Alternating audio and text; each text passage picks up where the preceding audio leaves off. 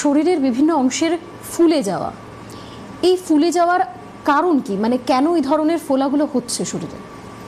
দেখুন, শরীরের মধ্যে যে সোয়েলিং হওয়া, এটা আয়ুর্বেদ মধ্যে অনেক রকমই কারণ বলা রয়েছে। একটা সাধারণ ব্যাপার যদি বলি তো আমরা ভাবি যদি হার্টের যদি কোনো সমস্যা হয়ে থাকে, বা আমাদের যদি ইউরিক অ্যাসিড যদি বেড়ে যায়, আমাদের থাইরয়েড যদি বাড়া থাকে, আমাদের লিভারে যদি সমস্যা থাকে, প্রেশারের সমস্যা থাকে, তাহলে কিন্তু শরীরের মধ্যে সোয়েলিং হতে পারে। এবার আয়ুর্বেদ সবসময় কী বলে, প্রথমেই বলে কি নিদান মানে আপনি আগে এটাই জানার চেষ্টা করুন কি এই ফোলাটা আসলো কী কারণের জন্যে। কারণ কি যতক্ষণ আপনি কারণটা জানবেন না ততক্ষণ আপনার এই ফোলাটা কমবে না, ঠিক না? তো ফোলা অনেক কারণ হতে পারে। যদি আপনার কোনো কিডনির সমস্যা থাকে তাহলে আপনার হতে পারে, ইউরিক অ্যাসিড বাড়া থাকে তাহলে হতে পারে, থাইরয়েড থাকে তাহলে হতে পারে।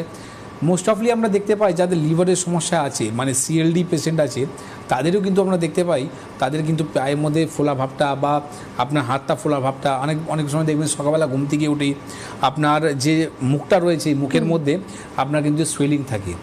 তো এই যে সোয়েলিংটা যদি আপনি স্টার্টিং মধ্যেই যদি আপনি ধরা পড়ে যায় বা স্টার্টিংয়ের মধ্যেই তার যদি আপনি সলিউশন বার করে নেন, তাহলে কিন্তু আমরা বড় রোগ থেকে বাঁচতে পারি। আজকে বিভিন্ন রকম দেখবেন যখন সিআরপি লেভেল আমাদের হাই হয়ে যায়, তখন আমরা ইনফেকশন হয়ে যায় ব্লাডের মধ্যে, আমাদেরকে হসপিটালাইজ যেতে হয়। হসপিটালাইজের মধ্যে যাওয়ার পর আপনি ট্রিটমেন্ট নেওয়ার পর ইনফেকশনটা কাটানোর চেষ্টা করেন, কিন্তু এই স্টার্টিং একদিন দুদিনের মধ্যে হয় না।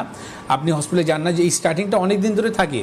আপনার দেখবেন যখনই আপনি পায়ের মধ্যে যখন আপনি আঙুলটা যখন টিপবেন তখন দেখবেন আপনি গর্ত হয়ে যাচ্ছে, বা আপনার দেখবেন মুখটা কিন্তু ফোলা ভাবটা রয়েছে, হাতটা ফোলা ভাবটা রয়েছে। তো সেই পিরিয়ডের মধ্যে যদি আপনি সলিউশনটা যদি বার করেন, সেই পিরিয়ডের মধ্যেই যদি আপনি ট্রিটমেন্টটা করতে চালু করেন, তাহলে কিন্তু বড় রোগ থেকে বাঁচতে পারেন। তো এটা কারণ অনেকগুলো রয়েছে। এবার যে কোনো কারণ হোক না কেন, আমরা সোয়েলিংটা কী করে কমাবো, এটাও একটা বড় ইম্পর্টেন্ট পার্ট। তো সবসময় আমি কিছু না কিছু আপনাদেরকে টিপসগুলো বলি, তো আজকেও বলে দেবো কি 3 দিনের মধ্যে কি করে আপনি সোয়েলিংকে কমাবেন। মাত্র 3 ডেজের মধ্যে বাড়িতে বসে আপনার রান্নাঘর থেকেই আপনি সোয়েলিংটাকে কমাতে পারেন।